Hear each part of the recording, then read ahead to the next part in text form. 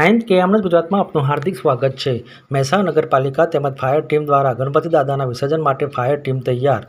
મહેસાણા નગરપાલિકા તેમજ ફાયર ટીમનું ખૂબ સુંદર આયોજન કરવામાં આવ્યું। આ વિસર્જન ગણેશ ચતુર્થી 4થી ભાદરવા 11 સુધી વિસર્જનનું આયોજન કરવામાં આવ્યું છે।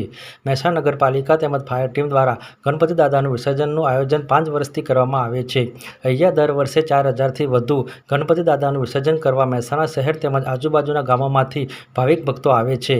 વિસર્જન કરવા માટે ફાયર ટીમ સવારથી સાંજ સુધી સજ્જ હોય છે। મહેસાણા નગરપાલિકા તેમજ ફાયર ટીમ દ્વારા દાદાના વિસર્જન કરવા આવતા લોકોને પ્રમાણપત્ર, ગિફ્ટ તેમજ ગણેશ ભગવાનની મૂર્તિ આપી સન્માન કરવામાં આવે છે। અહીંયા દાદાના વિસર્જન કરવા આવતા ગણપતિ ભક્તો ડીજેના તાલે તેમજ પાણીના ફુવારોથી ઝૂમી ઉઠે છે। વિશેષ માહિતી રામભાઈ પટેલ, મહેસાણાથી।